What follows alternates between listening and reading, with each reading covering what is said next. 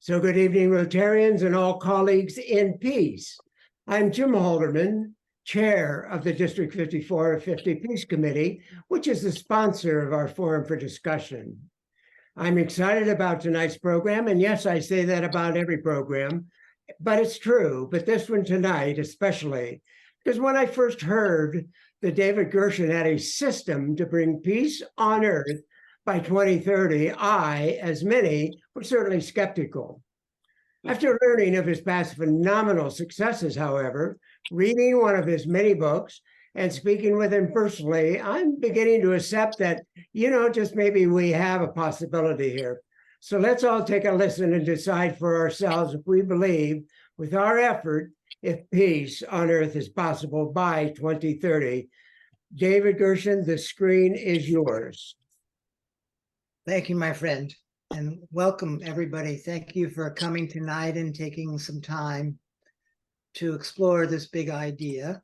And I want to also call out a few of my friends, Tessica Gabrielle, and my friend David Wick, who are from the Rotary E-Club of World Peace, who are partnered with us on this venture. And John German, who is from the Rotary Club in New York, the International Services Division Chair, who's also partnered with us, as is Jim and several other people from Rotary. So this is a venture that we are doing with many partners, 48 in total, but one of which is the Rotary Club. And I'll talk a little bit more about our vision of how the Rotary Club can contribute to this venture. Again, actually, because we've done a version of this before, in 1986.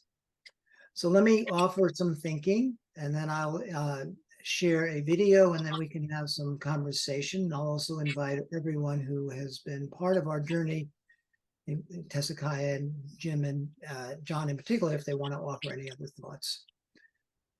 So what I will say is, open your minds, open your hearts to a big idea. It seems to me that our world is ready for something powerful and profound and game-changing to happen. And that's the space that I'm going to be exploring with you this evening and inviting you, if you are so inspired, to participate. So, a little background.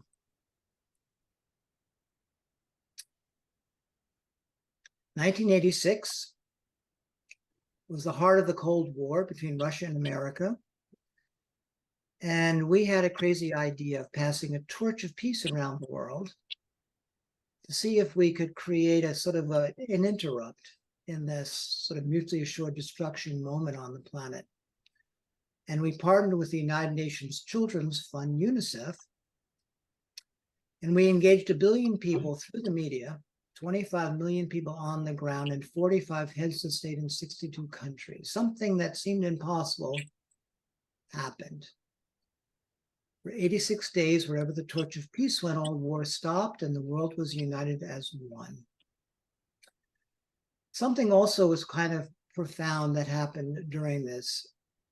We were invited by the Hopi Nation, the keepers of the dream, and they asked if they could come to the United Nations to share the Hopi prophecy. And they tried 3 times before unsuccessfully to get the United Nations to accept what they were offering. And we said, by all means, come and tell your story as we launched this event around the world. And they did. And what they said was, this torch of peace would be the beginning of a great turning towards peace on earth. You need to pay attention to the signs, because the signs are going to look exactly different than what appears to the outer world. I'll say more about that a little later.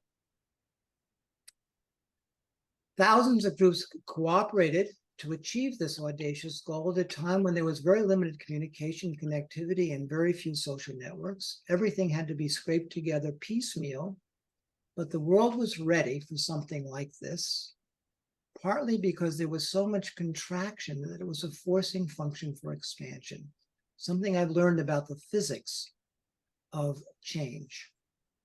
The world is even more ready now. Maybe not as contracted, but it's on its way, maybe more contracted. It depends on how we see things. What we're proposing is not a 3-month experience of peace on earth, but a 7-year plan to actually create peace on earth by 2030. Our most profound dream for ourselves as a species. Our mantra is John Lennon's Imagine song, which has become the global anthem. He sings, "Imagine all the people living life in peace. You may say I'm a dreamer, but I'm not the only one. I hope someday you'll join us and the world will be as one." So this is an invitation for dreamers to unite and see if we can actually create the new dream. So this grand adventure is based on the 7 strategies that allowed the world to come together in common cause and bring a torch of peace around the world. They've evolved into 7 actions, which we call the game. The game is combined with robust social change tools, carefully honed and tested in hundreds of cities with millions of people over these ensuing 4 decades. Add to this the global communication connectivity, the deep social networks, and profound yearning for a better world, and the conditions for the impossible to once again become possible are in place. If not now, when? If not us, who? We can do this. So Empowerment Institute, my organization, created the first Earth Run in cooperation with many dedicated partners. We're now once again assembling to lead this global initiative. The way it works is people play the game, which is a peace intensive over 9 weeks, weekly. They practice at 7 unitive actions or 7 peace actions, which evolves into peace on earth zones that reweave the social fabric of a community, transforming that which separates us into that which brings us together, and learning how to cooperate for the common good. Community by community, year by year, over the 2020s, we will witness the dawning of peace on earth and the ushering in of what we call the golden age civilization prophesied by humanity or for humanity. So over the past 5 years, we've gone through what the pilot and the demonstration phase. And here's what we've been able to achieve to date. We have 48 partners, as I mentioned earlier, including the Rotary clubs, several of them, around the world. 6,500 people have played the game across 13 countries, and we've created 7 peace and earth zones, 4 in Africa, 1 in the making right now in Boulder, Colorado, and several other places across the US. Louisville's another one. They've taken 35,000 peace actions. We estimate through the ripple effect of these actions, they impact 35 people per action, and a total of almost 9 million people have been impacted across the world, including all across Africa, Afghanistan, and many other places, amazingly. Some of them quite challenging. This whole movement is built around something we call second order change, the game, the Peace on Earth movement, and the Peace on Earth zones. So let me explain second order change, because then you'll understand some of the deeper how. The world is a function of many social systems: healthcare, education, political, economic. Those social systems, which is how we organize civilization, are deeply stressed for many reasons. When they become stressed, they become destabilized, and they start to perturbate, and they break down, or they become marginally functional. A poster child is our political system in Washington. When they start to become dysfunctional or marginally functional, they become unmoored from that which keeps them in place, which is why they start to break down. But they can also break through to a higher level of performance and social value, which we call second order change. So second order change is moving a system to a higher level of performance and social value. It's a transformative intervention. Let me compare it to first order change, which is where most peace initiatives are right now, and most social change initiatives, if not all. First order change has 4 strategies: command and control, forcing someone to change through laws, legislation, financial incentives and disincentives, paying people to change, tax policy, etc. Awareness campaigns, telling people what they should do and hoping they will change, and protest. When you have a second order change problem like peace or climate or poverty or any of these intractable issues, and you try to solve a second order change problem with a first order change solution, you don't get a lot of traction. But if you can't create change through paying, through cajoling, through forcing, through protesting, what's left is empowering people to want to change. How one does that is a compelling vision of the possible, peace on earth by 2030, and a strategy to achieve it, and the tools to enable it.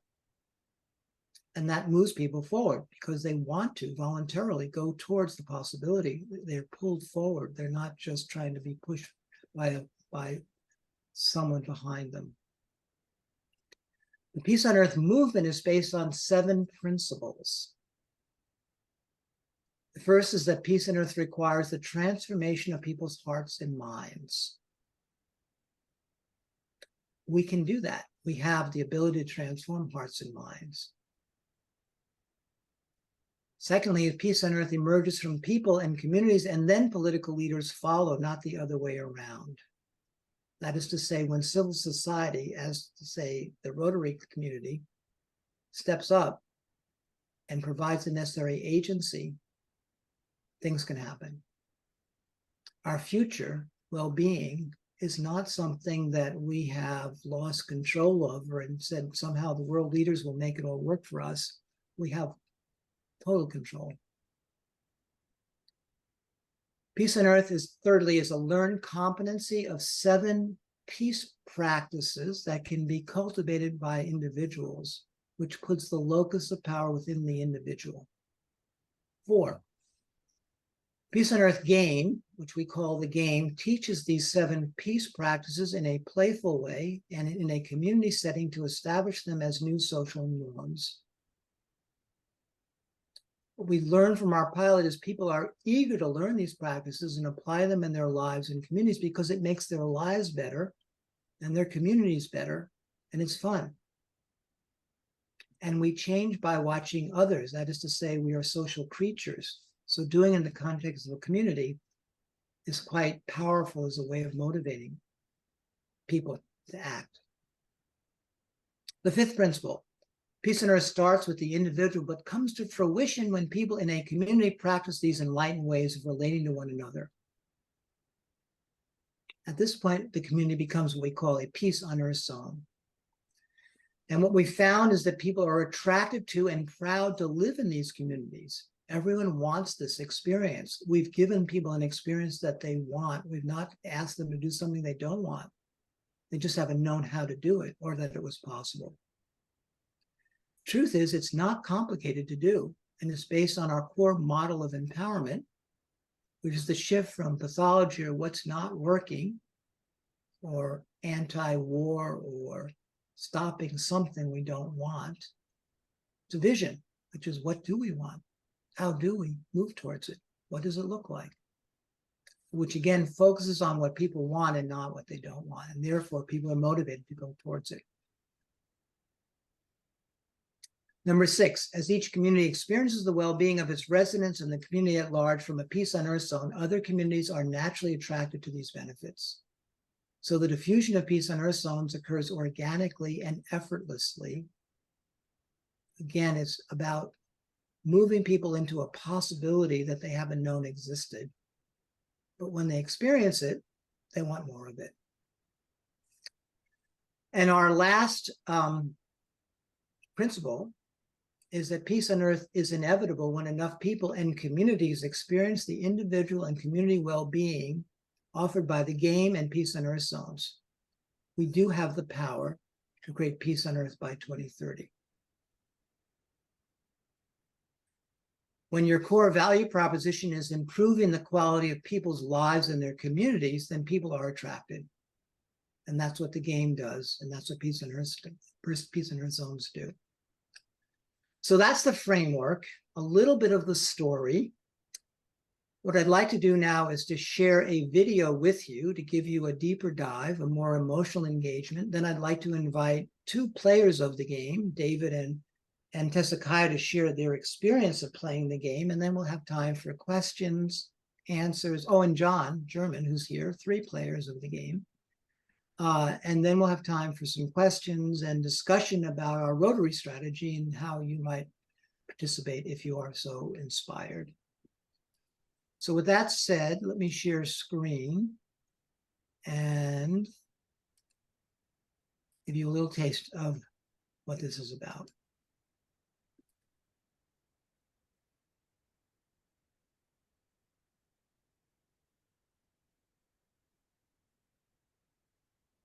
Can you see it?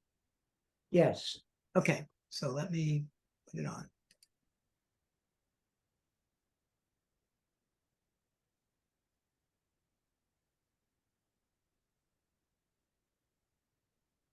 What if peace on Earth was actually possible? 40 million people is 1/2 of 1% of humanity. 1/2 of 1% is a tipping point when you start to tip consciousness. We're hoping to have 40 million people playing the game. The game, the Peace on Earth game. Wow, it is a life changer. I had the honor of being the team leader. We were in the alpha pilot phase, so it was just the very first time the game was being tested and played. I truly believe we're in one of the greatest time periods on our whole planet. Time has come. I'm so alive with this game, and I'm seeing relationships really shift. It really comes from the different actions. It's about behavior change. It's demanding. The game is not a walk in the park. As soon as I was invited to be a player and then a team leader and to find my own team leaders, I was just really loving all of the actions. Peace on Earth by 2030 Game Team. I believe that every human being deserves to live in peace. Free of war, free of violence, free of hate. I was deeply shifted by both being a team leader and by playing the game. Help us move this Peace on Earth initiative forward. What if it was not only possible, but could be achieved by 2030? We invite you to be one of the planet's dream keepers and accept this sacred fire as a torchbearer for our future as a species. We are building a movement of dream keepers, those who believe peace on Earth is possible and are committed to making it a reality. It adds clarity and it adds credibility to our work that we're already doing. Each week, my hope became deeper. My belief that something as abstract as peace could be possible, because all of us were doing these incredible actions together. It can completely lift you up as a guide for this peace revelation, helping to evolve our planet. Helping bring a really amazing renaissance of new thinking and change and hope for the planet. And we're right in the middle of being awake to that, and it's really happening. We are part of a game. Helping to create positive change on the planet. We're bringing change, and that we're not going to stop until we do it, and it's super exciting. This is actually how Peace on Earth works. One community at a time, one pose zone at a time.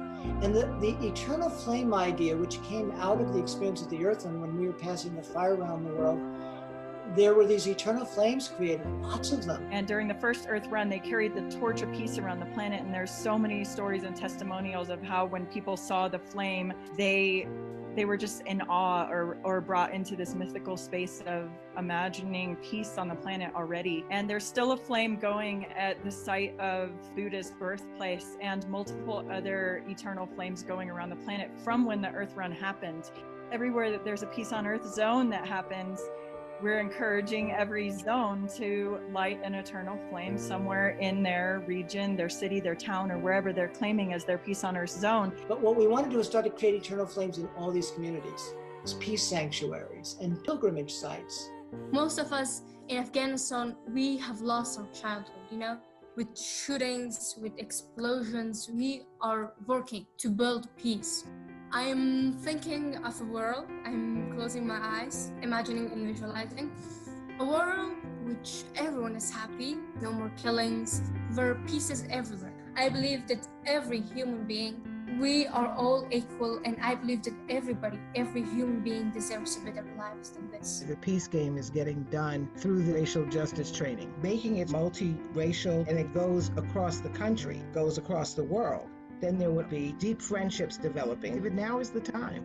This is the time to embrace the shift that God has provided us. So we've had a lot of excitement in our community, even youth that are playing, that this is giving them hope to help with climate change, helping with curing hunger in our community, working on some big greenhouse projects here. We worked really hard on creating a new website that just went live as well, too, where you can learn all about the game. Watch Peace on Earth happen in 1 decade. So the game works at 2 levels, behaviorally and consciousness-wise. What if enough people playing a game could tip the world into this reality? These 7 actions are designed as a global game that will take place between 2020 and 2030.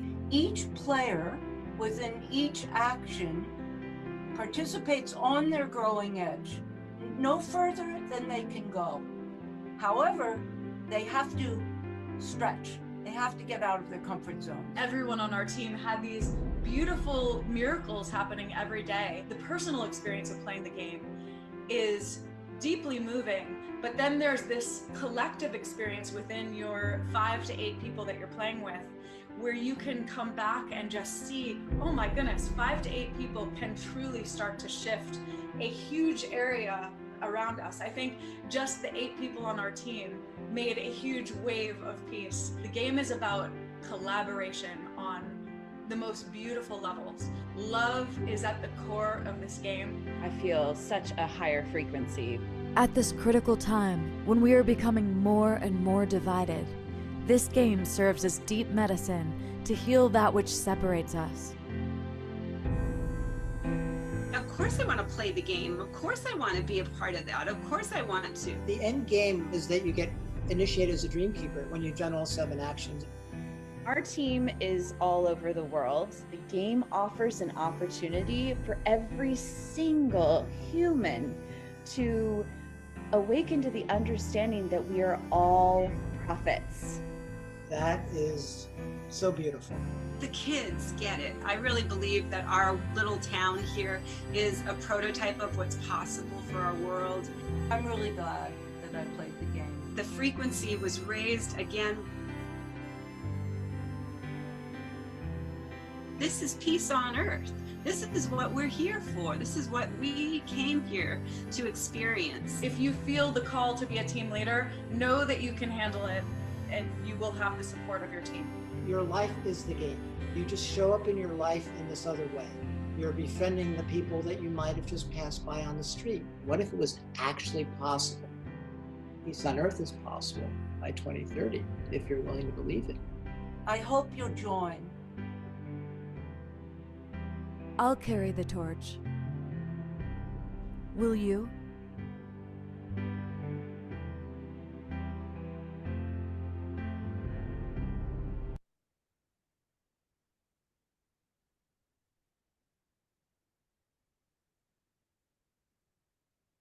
So, peace on earth by 2030. I'd like to invite, before I take any questions or comments, I'd like to invite Tisakaya to share, and then I'd like to invite David to share, and John, who played the game, who are also Rotarians, to share their perspectives on their experience of the game and why they have chosen to work with this and bring it into the Rotary community.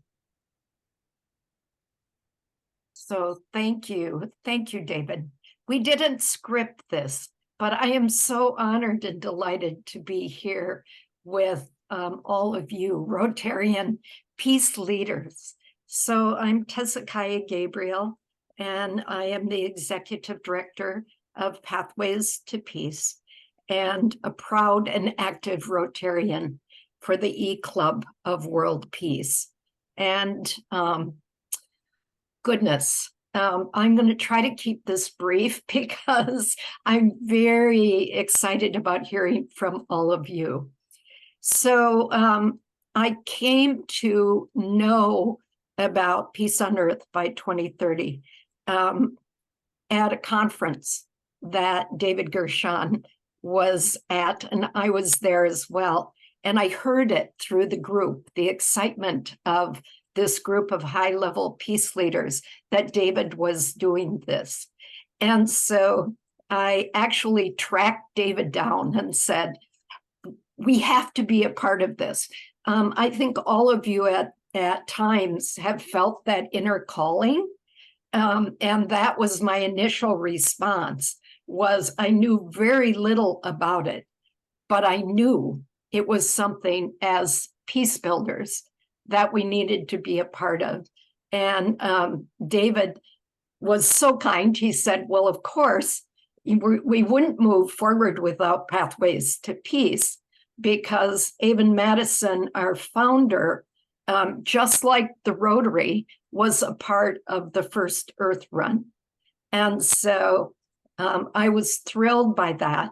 And then as I dug deeper into the model of Peace on Earth by 2030, it was like, if this isn't it, then what could be? I mean, as I said, I've been a peace builder my entire life. And yet, as I look at what we've accomplished, I mean, we have more wars today than we've had since 1947 by far. And so I've been looking and hungry for something that could really move that dial. And then David, his credibility in that he's demonstrated the ability to bring peace on Earth through the first Earth Run, his credibility, and the program itself, which has metrics, a structure, a plan on how this can actually be accomplished. I just was blown away. And throughout it all, I remained excited to become engaged. So I did play the game. And I will say it took a commitment.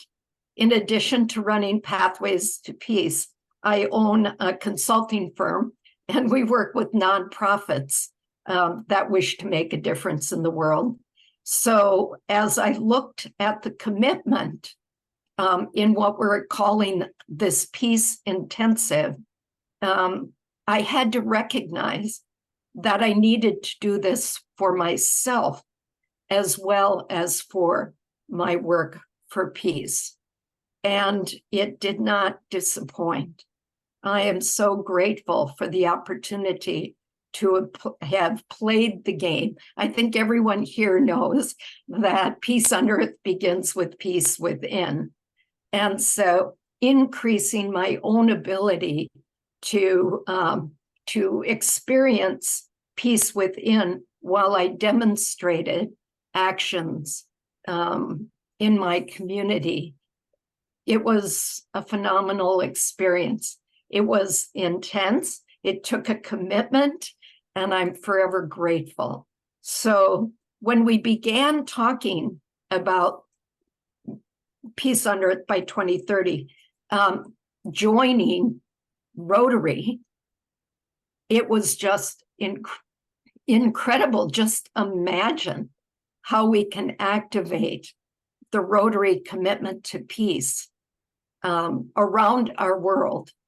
And there are exciting things happened, as David talked about. So many beautiful stories. The girls in Afghanistan that can't go to school but are engaged in Peace on Earth. By 2030, they're playing the game. The African Union that has stepped up and wants Africa to be the world leader in Peace on Earth by 2030. And so many other rich stories of what has occurred as a result of this incredible program, that I do believe that it's Peace on Earth by 2030. It is the best opportunity we have as Rotarians to provide leadership and to activate, as I said, our commitment to peace. So I'm going to stop there. There's so much more I could say, but thank you for listening. And I think I'll turn it over to, if that's okay with you, David, I'll turn it over to my colleague, David Wick. David? Well, thank you very much. I'm delighted to be here with everyone and Rotarians across the country. This is fantastic. I have served, I'm with the Rotary E-Club of World Peace, and served as past president and currently co-chair of the international service team. And I knew of David from the First Earth Run. I was with Pathways to Peace. Actually, I'm also president of Pathways to Peace, but with Pathways to Peace, when it happened in 1986. And as our paths crossed again, as the guy said, he was starting to bring forward this Peace on Earth at 2030, became aware of this, engaged with a number of the programs, just recognizing this is very important. One, as the Rotary E-Club of World Peace, to focus in here. So we invited David to be a speaker, and he was, and inspiring many people in our club. And then they had the first virtual starting of the game, and I look at this as really, and what was mentioned, as peace building intensive. And when it started, the first week, I got knocked off my feet with COVID, and so I was not available to get into the first week of the run of the meetings, and also the second week. And when I started to really, look at the situation and all the other priorities I had on my plate, I decided I was not going to be a full engaged person. I felt like I just didn't have the bandwidth for it. However, I did attend the various weekly meetings that took place over this period of time, just to keep in touch. And what I really experienced and saw was that this is a huge enhancement of our own abilities, our own capacities, and it is really living our life, as David said, but living our daily life, but applying these different areas of deeper understanding of our own abilities and establishing relationships, but it is totally aligned with our Rotary focus on service, which is primary within the Rotary Club, but the ability to understand, to be all the more capable of engaging in service. And the whole focus, in my view and many others, is what Rotary is about is peace. It's around peace and peace building. And so this is really a high level, high impact. Can you imagine, so many Rotarians around the world engaging in this? And also it raises Rotary's profile in the peace building arena globally, because this is taking off. So we have an opportunity to really be the forerunners within Rotary to really help our colleagues understand what's happening and build our own experience. So I'm delighted to be here. So thank you, David. You're welcome. I'm seeing that John hasn't quite connected via audio. He's another member representing the Rotary Club of New York. and he's the chair of the International Service Division, and he is another player. But John, if you can hear me, maybe you can come in by phone. That might be another way in. Or are you able to hear me now? Oh, you're here. Okay, I keep seeing you the other way. Okay, so yeah, I see the number, but now I see, in fact, that you're here. So John, would you share some of your experience and thoughts about the game and maybe your perspective as a Rotarian about where this can bring value to the Rotary community? Both Hezekiah and David Wick are examples of people who play the game at all different levels. You can either do it as an individual, for human potential growth, for transformation on a personal level. You can play it at the community level. You can play it on a larger stage. You can play it for world peace. I'm mindful that this audience in this meeting is probably people who are, especially interested, somewhere off on the right tail of the bell curve of people who are really interested, really committed, really working for peace.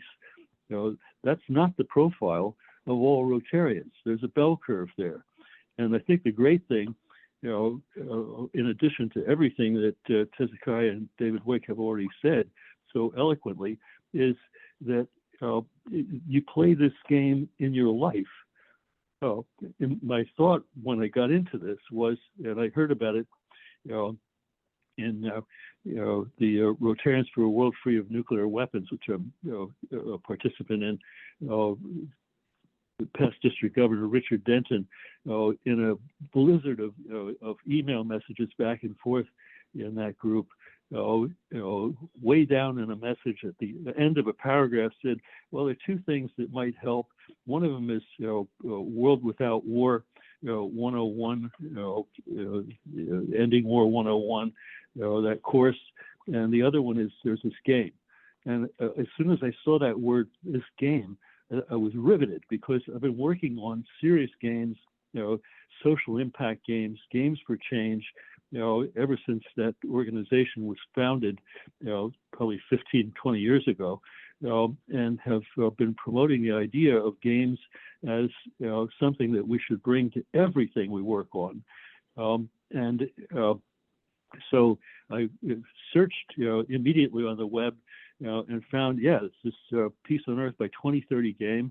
And, well, let me see who's involved in this. And there's David Gershon. They said, wait a minute. I met David Gershon when he was doing work for Ready New York in 2005, and immediately invited him to address the Rotary Club of New York. And we had some contact after that. And look how far he's come. This is an amazing, growth and development of the vision, the methods, to have, a way to overcome the biggest single failure. I'm at the UN. I put people in projects together there, and elsewhere. And the biggest single failure of civil society is failure to aggregate properly. And so as soon as I looked at anything about the game, and based on my knowledge of his work, from years ago, it was clear that he's got the structure, the methods, to have people understand what it really takes, to collaborate. It's not obvious, but once you see it, it becomes obvious, and you don't have to play the game as something separate. It's something which was a fear as soon as I thought, well, I'll do this, but wow, my 24/7 is already fully occupied, and more than occupied. If I had a magic copier that could copy people, I'd clone myself to get an army to work on the things I'm working on. I don't have time for this, but I'll do it anyway. What I discovered was, it's not something extra. Everything that you do, in those 7 actions, you do in your real life. So, it's a piece intensive. Yes, it takes effort. Yes, because you're doing it in your real life. And one of the joys of this was, meeting people in the game. there were two sets of people I already knew. One, people I had invited to play, and the other one was people from the human potential and personal transformation movements, who I had known for many years from other things, and I saw them in the game, and it was understandable why they were attracted. And then in the breakout sessions, everybody I met and worked with closely, I started working with in ways that never would have happened. They were people I never would have met any other way. And it was a real revelation as to how working on this together, produces results that you can't anticipate, but that are, for me, so important, as results of the game. Last comment I should make is that for people who think, unlike people in this meeting, of course, that peace on earth is a utopian idea, and therefore peace on earth by 2030 is, well, bless you if you can do it, but good luck. That's not how I see this developing. There are already peace on earth zones where these principles, and actions are being applied, and that's the way I see it spreading. From peace on earth zones, getting good at what they're doing, and making useful contact with other peace on earth zones, so that if you have a map of the world, you'll see that map gradually filling in, first with little spots here and there, which are already there, by the way, and then those spots are joining with other spots, and until we have the world blanketed, and you have truly peace on the whole earth. So for people who are not in this meeting, don't let them put you off by saying that this can't happen. And we have had one other experience, which is interesting, which John, is people who really. John, we're going to need to keep moving along because we want time for questions. But maybe if you could just finish your last thought. Okay. When they say that this, let me just cut it there, so you can go ahead. Thank you. Thank you, John, for your enthusiasm, Tessakaya, David. So time for questions or comments. Please, we'd love to hear from you. There's a lot to take in. This is Vasanti from India. Can only English-speaking population do the game, or the other vernacular kind of people would also be able to take it? Well, right now, the game is on a website platform, which does have Google Translate, but we're now, by the January game, we're going to have it on an app, which will be translated immediately by virtue of wherever your iPhone is or whatever your country is. So yes, it's designed internationally in the language of the person who is playing the game. Thank you very much. That will help. I will look at the website and get back. Thank you. You're welcome. Other questions or comments? Sam Pottinger? Yeah, from Sam. Mexico? Yes. I signed up to take that game a couple months ago, or I sat in to explore it, and I didn't continue. I only did it that one time.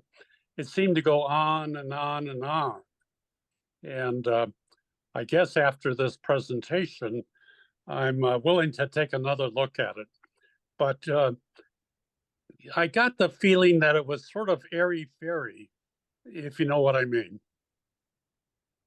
So this was the first meeting where there were a lot of people coming. You attended that first of the 9 meetings, and that's what you're referring to? I think so. I think I was at the first one. Yeah. Well, that was when we were explaining how the game worked. We were also trying to get people to register in the platform and another platform. That first meeting we called the Sink or Swim meeting. We were still doing it for the first time in the global online format. And unfortunately, several people drowned. It sounds like you might have been one of them for a variety of reasons. And so I apologize for all of the startup travail that you may have experienced. That has been worked through. I would love you to try it again. I think I will. any of the three people here will give you the experience. It did take perseverance. It is easier. I don't think it is airy-fairy by my standards. It's very grounded, and you will go through a deep transformational process if you engage. But on the other hand, peace is very ethereal in general. So anchoring it is not the easiest thing to do. But the actions are very pragmatic, befriending the other, that person you would normally reject, cooperating for the common good with others to produce an outcome that you couldn't produce on your own, celebrating our common humanity, which is to get people to cross the divides that allow us to come together in ways that we couldn't otherwise, are some of the actions. So they're very pragmatic. At the same time, they are asking you to grow. And as was stated in the video by my wife, actually, they ask you to get out of your comfort zone. So the game is not a walk in the park. It asks a lot, it gives a lot, but it is an ask. So to be very clear, you don't just hang out in the game. You actually have to give a lot, and you get a lot. But I'm happy you're willing to reconsider. I'm sorry that you got drowned in the tidal wave of our learning curve. Others did as well, so you're not alone in that. And of course, that is the nature of a startup sometimes. And David, I loved your comment, compelling picture of the possible, another word for hope, which is essential to all of us. Can you give us just a little idea of how the game is played? What are the expectations of us? What do you want us to do? You come together. The way the game is played now is you come together in groups of 3. So you have a team that supports you, so that when you get stressed or you have something coming, you have a support system. When you need help for being able to maybe design the action, how you want to take it, you have a support system. So you come together with a group of 3. Someone is a team leader generally, and they organize 2 other people. And then you go on the journey through the 9 meetings once a week for 2 hours, starting January 17th and going through the 20th of March. The first meeting is the team building meeting, which is the one that Sam was referring to. That has gotten extremely streamlined, so we minimized the kind of stress that you experienced and others did, where you learn briefly about the game and how to play it, and then you move right into action with your team, and you start designing your first action that you're going to take, which is on empowerment, which is building the agency to play the game. And then you move through the different topics. The next one is on what we call oneness, befriending the other. Then we move into unity, which is about celebrating our common humanity. And then we move into cooperation. Each of these different actions, and I won't go through all of them, come out of our experience of the first Earth run. It's what enabled us to be successful. That's where they were generated from. That's the genesis of the game. I will say that the way the game works is that you are changing yourself through playing the game and learning these practices, but you're changing the world. The sphere in which you are learning is your life, your family, your community, the larger world, your organization, your business. Did that give you a feel for it, Jim, or is there any more detail? No, that was excellent. Thank you. And could I learn more if I go on peaceonearth2030.com?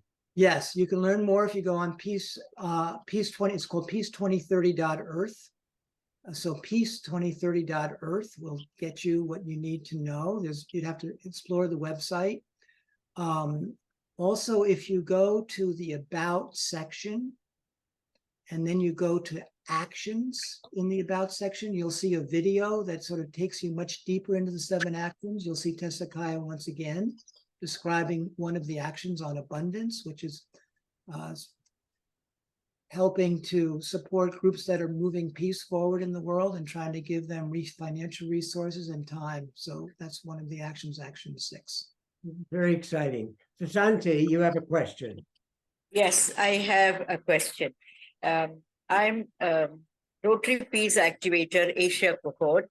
I am putting together a program for elected, because as a loner, we can't do anything much.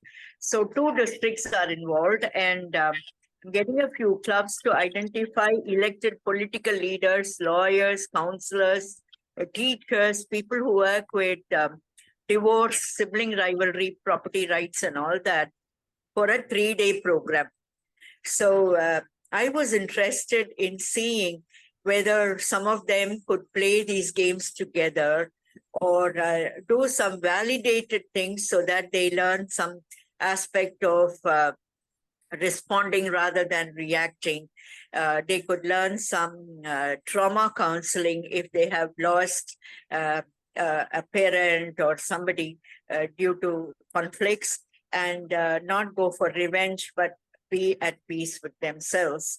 Let me have a look at the site, and if there is a possibility of suggesting a few activities for this team, I'll be most happy.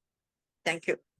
Santi, let me suggest that maybe what would be helpful, if you're interested, I'm going to put my email in the chat. We could have a conversation so we can go a little deeper. And I'm happy to do that with anyone who's interested, because when you have specialized groups that you want to bring the game to, it helps to talk a little bit more about specific ways that the game can serve that population. So if that's of interest, I'd be happy to have a conversation with you. Right now, the game has many, many different niches. It's working with in communities where there's been a lot of teen gun violence to help mitigate that, bringing literally a peace on earth zone. It's working in communities where they're trying to do hunger issues, homeless issues. I mean, so many different issues where you need to bring people together to solve very specific kinds of problems. So if there's a specific kind of social change issue or conflict type of issue that you're working with, or you're trying to further the capacity of a particular subculture of people, then the game can produce a lot of possibilities. I was telling this to Jim the other day when we spoke. It creates a fertile soil. I know that's one of your buzzwords, Jim, and found out that enables so much more to happen because we are creating the connectivity between groups and individuals. When we're playing the game in Louisville, we're working there with about 6 or 7 ecosystems: interfaith ecosystem, gun violence, youth gun violence ecosystem, political leaders ecosystem. So lots of different ways to bring the different types of elements of the community together. So, Asante, I'd love to be talking further with you if you're so inclined, and I think it could bring a lot of value to the issue and people you're talking about. Robert, I think. David, in describing the 1986 Torch of Peace, and so many good results and such hopefulness out of that, were there elements of that experience that have been taken over into the game, and something that became very tangible at that time that can also be seen as a possible result out of the game? Are the two related quite closely?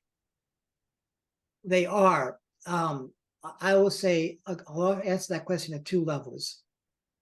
The first level is that the 7 actions that we're describing, when we debrief the game, when we discern why it was successful, those were the 7 strategies. When you go underneath each of these actions, there's a strategy.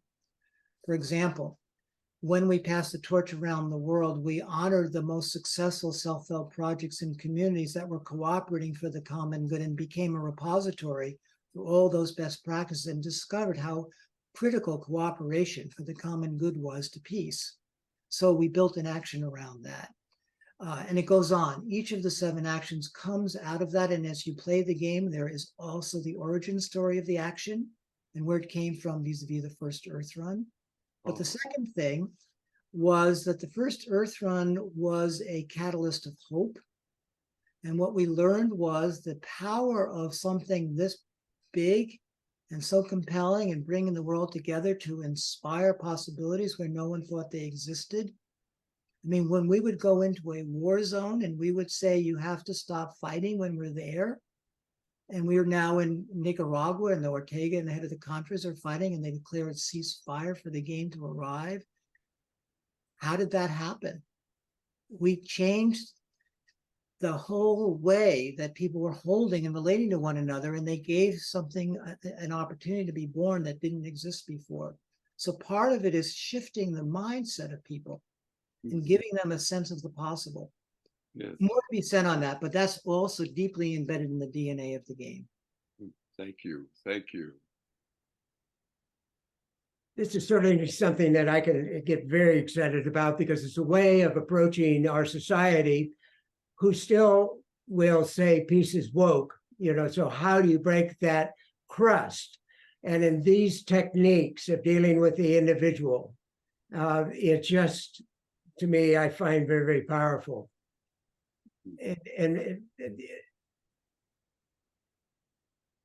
I'm sorry, I was just putting something in the chat. Did you want to, so you just were offering comment. There was nothing you wanted back from me for that. No, I was just commenting, how much, how strong I am on this concept. It's a very positive approach to humanity. And it's easy to break through the crust in these kind of techniques. So, what we found? We found, Jim, that this transcends ideology. It doesn't have a political ideology, it doesn't have a religious ideology. In fact, someone recently said, the Dalai Lama was telling me, not the Dalai Lama was telling me, but someone was telling me about what the Dalai Lama had quoted. He said, what we need is a secular ethics that can bring people together, that has a higher moral sort of aspiration. And they said the game for them represents that, so that it doesn't get stuck in all these different little places that we tend to polarize. So yes, I've put in the chat the way to register for the game if you are so inspired. So you go to the website to events.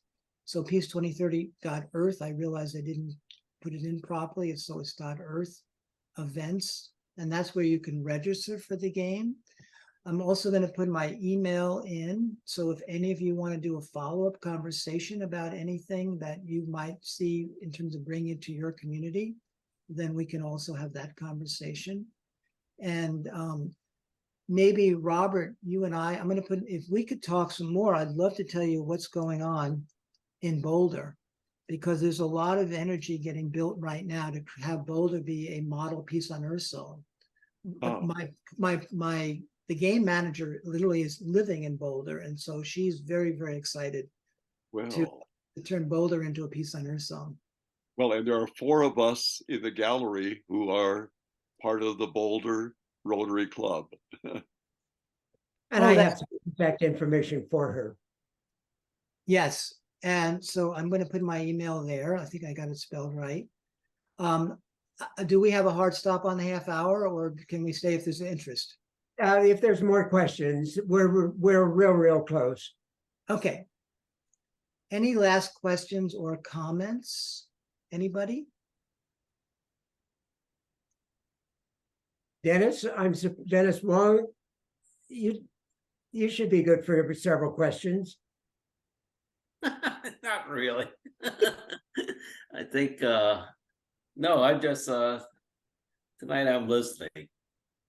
And because I know that Tez and David Wick, and so I just so I just want to absorb it. I'm a sponge today. always. Love it. So I would just say just briefly that this is so aligned with Rotary, with our values, with our service, with our presence in the world, and our evolving presence. That's something to really be aware of also. So thank you all. So let me say something about Rotary. If there's no other questions for the moment, I just want to share something about the vision that we're creating together here. I'm just putting in a proper link for the where to register for the game. So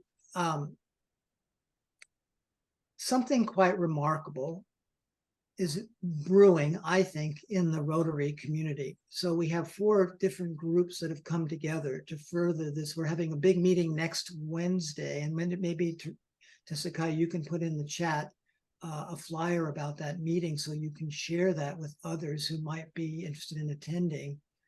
But what we're trying to do is to see if the Rotary Club can step up to create peace on earth. 46,000, as you know, clubs. 10,000 is the tipping point. We have a whole scaling strategy year by year to grow these peace and earth zones across the world. As Tessa Kai was mentioning, we're now partnered with the African Union, and they are engaging the 6,000 civil society organizations across the 55 African countries. And they want Africa to be the showcase for peace on earth. And we want to work with the Rotary community in Africa. But the Rotary, I mean, when I stepped back, it wasn't this sort of magical thing occurred to me. If the Rotary Club fully embraced this, there is enough capacity in the Rotary Club without any other group to pull this off. You're in each community.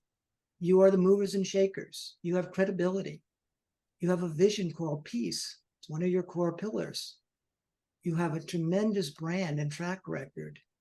If the Rotary Club said yes, we could literally move the dial.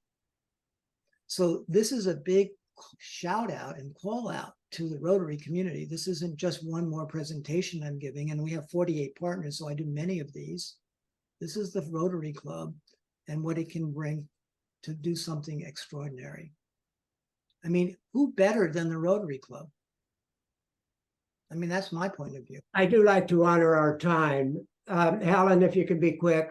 Do you have a question? Just really quickly, the meeting that you're having next Wednesday, it's not in the chat. I'm putting it in. Okay. I can forward it. I have it and I can forward it to us all. Good. Because I would very much like to come to that, David. I'm on the board of the Rotary Action Group for Peace and one of the organizers of the Ending War 101 effort that we've been hi, David. So yes, so I would very much like to get that and come and see you on Wednesday. I'll send it out to actually Thursday. Thursday. It's Thursday, November 9th. November 9th. 5 p.m. Pacific time. And I will, Jim, if you want to send out the flyer, otherwise I'll go in and get it. No, I'm putting it in right now, so you literally don't have to wait. I'll send out the flyer so everybody online will have it, and we're on Zoom, and so anybody can come, and so come and bring your enthusiasm. So I want to share just a little bit about we are thank you, David, but I'm not done yet. Next month, let's learn yet one more critical tool for our toolbox and ways to bring peace. Some that became knowledgeable of the 8 pillars of peace created by the Institute of the Economics of Peace were uncertain how exactly we should take them to action. The Peace Alliance developed the 5 cornerstones to peace and itemized specific actions to take under each heading. These 5 actions align perfectly with the 8 pillars, along with the 7 areas of focus. So I feel that this will give us a truly winning hand of 5, 7, and 8. So next month, it will be the Peace Alliance. David, we thank you so immensely. A fabulous tool, and I will send out the contact information for everybody so that we can all join on the 9th. I don't know. I have to look at the time. I'm in San Diego at another time, and so I'll have to look at. But anyway, it'll be in the evening, 5, 6, or 7, depending on what part of the country you're in. And thank you all. And again, David, thank you for what you bring to this organization.